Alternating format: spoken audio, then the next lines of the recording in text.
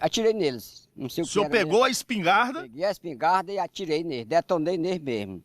Hoje eu queria trazer para vocês a análise do melhor vídeo que eu encontrei na internet sobre os testemunhos das estranhas luzes, né, misteriosas no céu do Piauí que estão aí espalhados na internet. Vi vários, mas esse relato por si só daria um clássico caso de ufologia. E está lá, misturado com tantas outras pessoas que estão testemunhando sobre as aparições no céu. Vamos ao vídeo.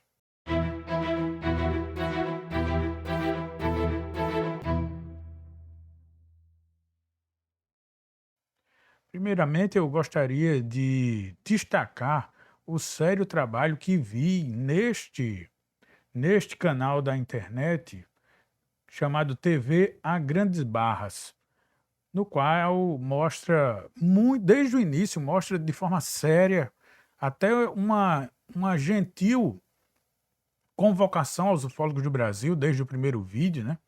E, e a destreza, o profissionalismo que o repórter tem em se comunicar de forma tão fácil, né, com a linguagem das pessoas ali, muito humildes, e que ele consegue extrair o máximo de informação. Meus parabéns.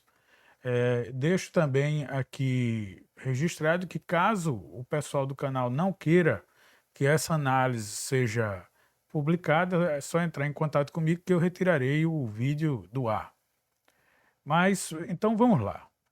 Eu vou acionar diretamente o vídeo do YouTube e vou ouvir aqui com vocês e vou discutindo. Aí notei que estava me provocando a inchação em minha mão. E eu não tinha inchação em minha mão. A gente precisa primeiro perguntar se nesse vídeo aqui foi, claro, né? Qualquer investigador perguntaria se foi legítima defesa ou se foi um delírio. O caso então se passou na zona rural de Barras, no Piauí, município. O caso desafia a qualquer pessoa que for pensar somente com a lógica.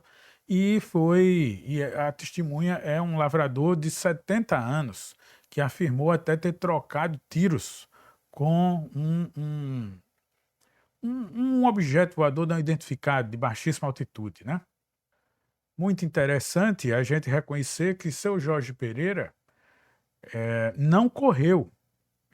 A princípio ele recuou por se achar que ia ser sequestrado, mas ele também atacou. Tudo bem que houve um momento que ele atacou porque achava que era um ladrão, né? Quando ele só viu a luz. Mas será que essa história toda vai se sustentar na nossa análise técnica? Vamos ver, né? É isso que a gente quer trazer no vídeo de hoje. Olha, o que aconteceu comigo é que eu vim olhar meu quintal às 7h30 da noite. Aí quando eu cheguei, que arrebei a vista, antes de eu arrebar a vista, aí enxerguei uma claridade aqui no rumo dos 100 metros para frente. Aí que eu fiquei olhando, aí não demorou nada, vinha para cima de mim. Aí eu pensei que não, já estava mais perto, mas aí eu posterguei correr. Aí eu corri. Quando você disse que veio pra cima de você, era pra triscar mesmo? Era para triscar. Aí quando eu entrei na porta da cozinha, já entrei envergados, claridade em cima de mim mesmo para me pegar. Notei que eles queriam me pegar. Aí eu digo, rapaz, esse negócio não tá certo. Eu digo, pode ser algum ladrão. Aí voltei, entrei pra camarim e peguei a arma. Aí quando cheguei, que eu ia de novo no fechal da casa, aqui na biqueira da casa, aí já estava mais perto de novo. Aí a demora foi pouco, aí foi que veio mesmo pra cima de mim. Aí eu atirei neles. Não sei O o que senhor era pegou a espingarda? Peguei a espingarda e atirei neles, detonei neles mesmo. Aí, no meio da tocha, mas não agarrou, porque eu não chegava direito para mim pontear qualquer coisa. Aí quando eu demorei pouco, eles arrastaram de ré. Quando o fogo bateu para lá, que eles escutaram, Quando a espoleta rachou. aí eles arrastaram de ré. Arrastaram assim, como um carro, né? Rotando de ré. Aí, digo, meu Deus, que negócio será esse? Aí não vieram mais. Aí me livrei mais um pouco, né? Aí me aquietei. Quando eu fui me aquietar, aí notei que estava me provocando a inchação em minha mão. E eu não tinha inchação em minha mão. Passei foi dias, até doente. Então quer dizer que depois do tiro, presta bem atenção, depois do tiro, o senhor sentiu o seu braço diferente? Senti diferente, meu braço. Depois do tiro, senti diferente. Minha mão já inchou, tá inchada. Fui trabalhar, não aguentei também. Passei uns 2 dias, 3 dias quase sem trabalhar. porque estava inchado, eu não trabalhava só com a mão, e o dedo não pegava nada mesmo, mas Mestre Jorge, o que foi que realmente você viu? Como que era? Qual é a aparência dele? eu comparei que fosse assim, do tamanho de um carro e do tamanho de um... Vamos supor que eu comparei que fosse um Eurocop, né? Porque sempre a gente vê a zoada daqueles Eurocopzinhos, coisa e tal, eu digo, uma coisa é essa aí. Mas aí eu desconfiei tanto, e aí a gente ruim, porque pra cima de mim, o que quer comigo? Só não me pegaram mesmo, porque eu entrei mesmo à força na porta da cozinha. Já se achado tinha me pegado. O que, é que você acha que tinha dentro, senhor? Você me disse ali ainda agora. Que dentro, eu acho que eles estavam sentados nas cadeiras, porque só podia ter bolé, porque eles não riem daquele jeito, só em pé. Você me disse que tem a luz embaixo e tem uma bolé. Tem a bolé e tem Que cor é o bicho lá? a bolé deles é preta, ninguém nota direito, porque ela é da cor de um pneu. É preto. É preto, mas as luzes são boas, as luzes são... Embaixo tem muita luz. Tem muita luz, ixi Maria, rapaz, que laria pra todo lado. Aí a gente fica até... Assim, Você tava me dizendo que quem é que tá dirigindo aquilo ali? eu acho que tem uma pessoa dirigindo, no controle, porque chega rápido. Porque, por comparação que então a televisão, quando a gente joga o controle, se quiser altiar, a gente até não... Para. E o negócio lá é rápido. O coisa que eles dirigem lá é rápido, chega junto da gente. Não sei, eu tô com medo. Dona Maria, a senhora me diz, vem cá. Aqui é a esposa dele. Ele disse que quando o objeto chegou, ele entrou, para aí, ladrão. Espera aí, ladrão. E entrou pra dentro de casa. Venha pra cá, venha pra perto do seu Jorge aqui. Quando ele fala, espera aí, ladrão, foi que a senhora pensou? Eu pensei que fosse mesmo um ladrão, né? Aí a senhora fez o quê? Pegou o celular. Eu peguei meu celular, fui guardar. Aí eu vim, porque se eu soubesse que fosse mesmo esse negócio lá, que eu vi também, eu tinha trazido o celular que tinha dado de eu filmar. Porque ele estava devagar, né? Quando ele voltou, ele estava devagar. Mas aí eu não trouxe, pensando que era um ladrão mesmo.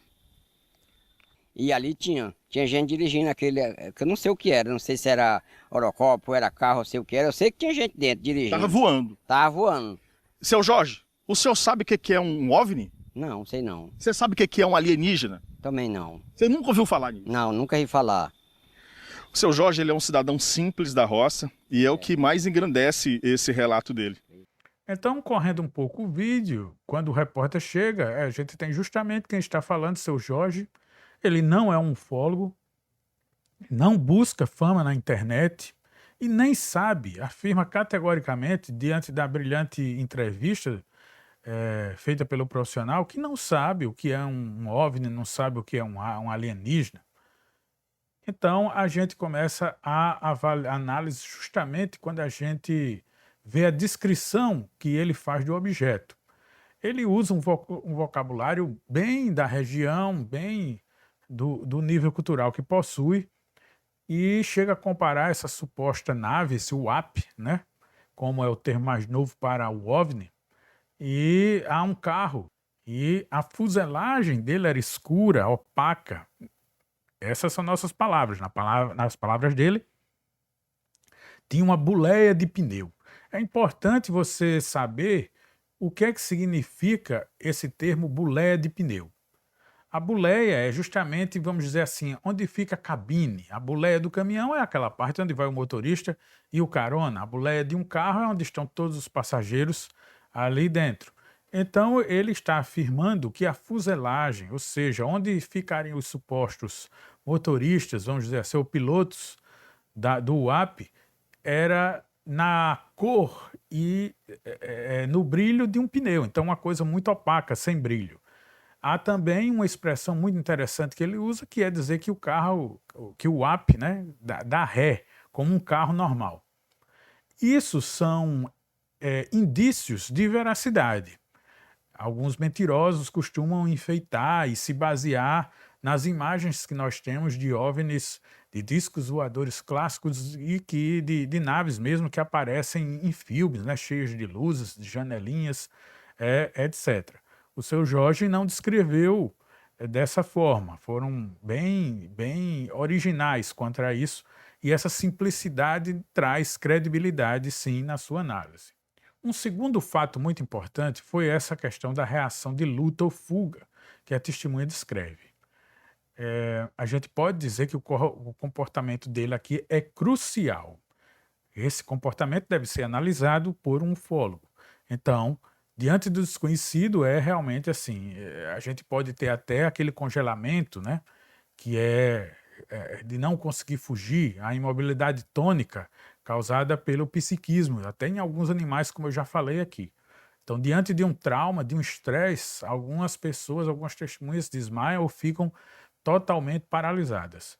O seu Jorge teve uma reação de proteção, né, das terras dele ali, da casa dele, imediata. Agora ele pensou que era um ladrão. Nesse momento dessa reação, ele viu apenas umas luzes que estavam lá diante do seu terreno, se aproximando em direção dele. Também na questão da Dona Maria, a esposa da testemunha, e uma outra testemunha citada no vídeo, ela corrobora isso. Ela disse que ouviu ele reagindo e correndo para casa, dizendo: "Peraí, ladrão", como se estivesse advertindo o ladrão. "Peraí que você vai ver o que é que você vai ter quando chega aqui em casa". Então, assim, se fosse uma invenção ufológica, é bem fácil que ele diria que foi abduzido ou recebeu uma mensagem telepática. Mas não, ele tratou a nave como uma ameaça à sua casa, à sua família. E a ação foi justamente de pegar uma arma e atirar. É muito consistente com a mentalidade de um homem do campo que defende a sua casa, a sua propriedade. Não há romantismo nessa história, não há fantasia. É puro instinto de sobrevivência. O terceiro fato muito interessante contido nessa entrevista do canal A Grandes Barras é a evidência física, né? Então seria aqui um exame de corpo de delito que a ufologia poderia registrar. A gente sabe que as testemunhas, às vezes pelo emocional, você pode ver coisas onde não tem, né? Que podem realmente, os testemunhos oculares no Brasil podem ser falhos, por exemplo. Então, em outros países, o direito considera muito a testemunha ocular. Na cultura aqui do nosso país, nem tanto quanto a população pensa. Então, o seu Jorge relata que houve uma consequência no seu corpo, uma consequência fisiológica imediata após o confronto, que foi o inchaço severo no braço e na mão, impedindo até ele de trabalhar por alguns dias. Bom, em análise, na ufologia, isso é bem citado, bem registrado em alguns casos clássicos, que é conhecido como o efeito fisiológico de proximidade de um UFO, de um OVNI. Comum em alguns casos onde a testemunha chega muito perto de campos eletromagnéticos fortes ou radiação de micro-ondas. Ele não sabia disso, não sabia de ufologia, não sabia de seres do espaço, muito menos desses efeitos fisiológicos. Então, como é que ele ia inventar? Ele apenas sentiu a dor e a incapacidade de trabalhar. Isso é um ponto-chave, então. Por que o trabalhador rural, que depende das mãos para comer, inventaria uma mentira que o deixasse inválido, que o ferisse, e sem conseguir trabalhar por 3 dias? O prejuízo financeiro valida, inclusive, o seu testemunho, se não bastasse algum exame físico que se pudesse fazer lá de algum ufólogo na região. Você pode perguntar quais referências eu uso para citar esses efeitos fisiológicos de proximidade. Tem os casos clássicos, por exemplo, o incidente de Cash Landrum, nos Estados Unidos, em 1980. Foi quando as testemunhas lá, que tiveram contato com o OVNI, Betty Cush e Vicky Landrum, encontraram um objeto de forma de diamante. Elas até acharam que era a volta de Cristo, porque eram muito religiosas e estavam no céu. Esse evento foi também marcado pela presença de muitos helicópteros que cercavam o OVNI em diamante, né? E elas realmente ficaram com sequelas. Elas tiveram queimaduras, elas tiveram perda de cabelo, tiveram sintomas de pessoas que foram expostas à radiação. É muito conhecido dentro da ufologia. Um outro caso muito interessante é o caso Falcon Lake, no Canadá, de 1967. Steven Michalak, um geólogo amador, aproximou-se então de uma nave que estava pousada no terreno. Ele estava examinando, como um geólogo amador faz, e se deparou ali no campo com uma nave pousada. A nave, então, quando decolou, uma saída de ar girou e atingiu o peito dele como um jato de gás quente. Então, Michalak ficou com queimaduras de primeiro grau no peito e houve até um padrão de grade que dava para perceber nas suas queimaduras, como se uma parte foi protegida e a outra não, deixando a própria queimadura em forma de grade. Há fotos desse caso que comprovam esses ferimentos. Claro que a gente não pode deixar de citar os ferimentos e as marcas e sequelas deixadas pelas vítimas da Operação Prato, né? Que ficou as fotos na internet espalhadas aí aqueles pontos do laser que passava pelas telhas das casas das testemunhas e deixava uma marca na pele. É também um exemplo clássico, bem parecido com essa reação inflamatória, vamos chamar assim, do Seu Jorge, que Seu Jorge é descrito. Um quarto fato chama a atenção da dinâmica do objeto. O que é que a gente pode falar? O detalhe final é que chamamos de comportamento inteligente observado durante esse contato do Seu Jorge. O que é que tem? Ele fala que há um direcionamento. Para ele, um homem simples, claramente havia alguém controlando aquilo ali diante da precisão em se aproximar dele. Se fosse uma coisa que flutuasse aleatoriamente, não lhe pareceria tão precisa em se dirigir à sua pessoa. Claro, houve também a situação de recuo, né? A marcha ré que ele fala, mostrando que alguém ali estava se protegendo de um eventual perigo oferecido pelas armas do lavrador. Então, houve ali uma retirada tática, né? Não foi nem um teletransporte, como alguma testemunha poderia dizer, mas não, ele realmente viu algo bem mais simples, bem mais crível, algo recuou diante do seu ataque com a espingarda. Então, assim, a gente pode concluir que esse fato, como eu disse, se fosse um fato isolado, que esse repórter tivesse colhido sem nenhuma outra repercussão, sem nenhum outro testemunho de outras luzes aparecendo, já seria digno de entrar no grande arquivo da ufologia nacional e talvez do mundo, porque é um caso muito rico em detalhes e de uma testemunha bastante crível. E que diante às vezes, do fenômeno estar tão espalhado naquela região, termina dando-se pouco valor. Acho que realmente a gente tem que ficar valorizando esse caso e continuar estudando.